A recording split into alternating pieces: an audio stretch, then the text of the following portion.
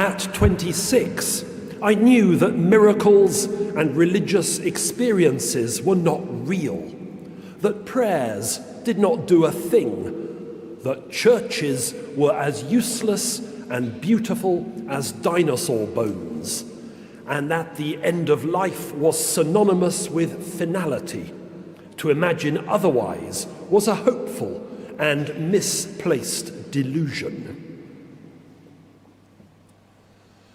Published earlier this year, Don't Forget We're Here Forever details its author's 3-year exploration of Christian faith.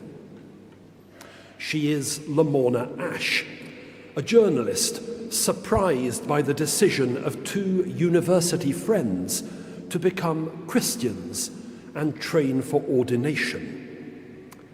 She knows nothing of the faith beyond school carol services, and she sets out to discover what it means.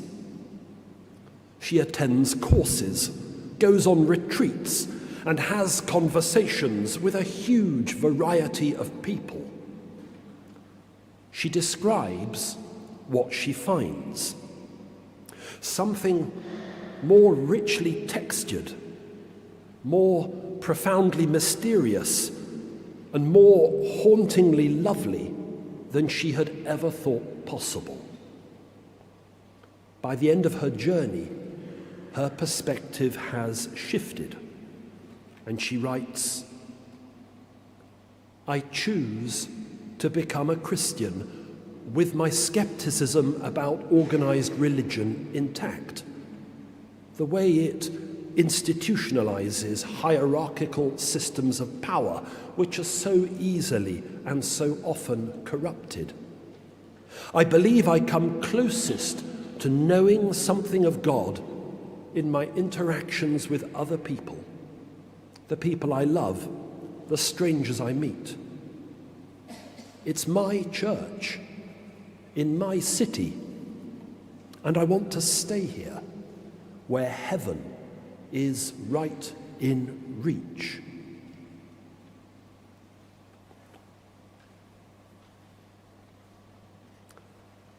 Jesus says, 2 men went up to the temple to pray, one a Pharisee and the other a tax collector. His narrative gives us a glimpse of who these 2 men trust and of what they believe. The Pharisee fasts regularly and tithes his income. These are praiseworthy habits commended by the Hebrew Scriptures. But when the Pharisee prays, he cannot help reminding God of his praiseworthiness. He begins his prayer, "I thank you that I am not like other people." He cannot see anything that connects him to the thieves and rogues and adulterers who surround him.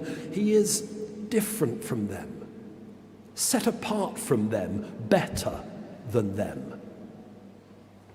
The tax collector, meanwhile, will not even look up to heaven.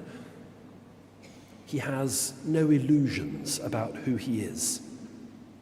He beats his breast in contrition and prays just 7 words, "God, be merciful to me, a sinner." It's the very thing that the Pharisee cannot see in himself or will not believe about himself.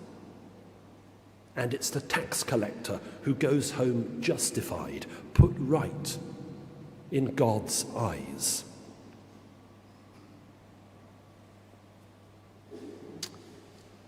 The House of Bishops of our church has issued a statement which has effectively ended what's become known in church circles as LLF. Living in Love and Faith began its life more than 5 years ago with the publication of a range of Christian teaching about identity, sexuality, relationships, and marriage. These resources have been the backdrop to an exhausting series of synodical debates, nationally convened conversations, and diocesan discussions. Changes to the Church's life have resulted, modest and humane changes which many of us welcome. For the first time, our Church has published prayers that can be used with same-sex couples after a civil marriage or a civil partnership. Salisbury Cathedral has publicised its willingness to use them. But further developments were also envisaged. The use of these prayers in their own bespoke services outside existing acts of worship, and the removal of the prohibition on clergy entering same-sex marriages. The bishop's statement has brought this trajectory to a sudden halt. The legal and theological advice that they have received is that further changes will need legislative processes and that these will not be complete before the end of the current synodical term. The advice has not yet been published and it cannot be assessed, although it seems to have arrived very late in the day.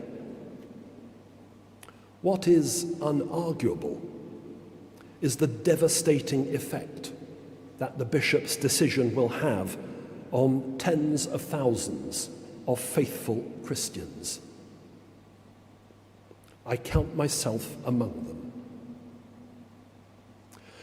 We had dared to hope that the LLF journey would take us to a place where the structural homophobia of the Church of England might begin to be unpicked, and where the lives and loves of gay Christians might be honoured and treasured in the way that those of their straight sisters and brothers have been for generations. Instead, the statement reads, "We recognise that for some, these decisions will be difficult and disappointing." How can that one miserly phrase address the cruel pain and visceral hurt that is being visited on the lives of so many by the abrupt abandonment of the work of 5 years? One of our Church's mission priorities is to become younger and more diverse.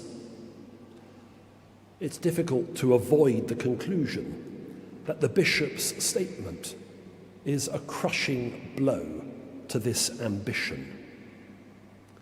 Lamorna Ash chooses to become a Christian despite the institutional hierarchy whose currency is systems of power. But how many of our contemporaries cannot see beyond a hierarchy entirely consumed with its own survival? Lamorna Ash comes closest to knowing God in her interactions with other people, including the people she chooses to love. But how many of our contemporaries will always choose the people they love over and above a religion that perpetually consigns them to the shadows? At the end of her journey, Ash is able to write this: "I believe that the God of the religion which is my heritage might have come down to earth as a man 2,000 years ago to walk alongside us and help us with our terrible pain, because I can't think of a more beautiful story for how a God might behave. I've read few summaries of the faith that are better.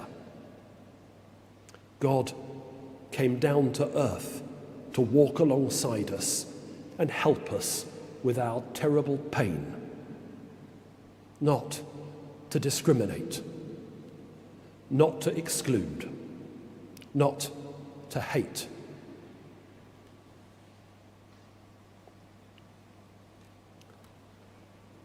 On her new album, another 30-something, Taylor Swift, sings the beautifully profound line, "I have been afflicted by a terminal uniqueness." A terminal uniqueness. The Pharisee certainly believes himself unique, blessed with a special relationship with a God who applauds his righteousness. The Pharisee cannot see that the uniqueness to which he clings is terminal. Believe that you are alone.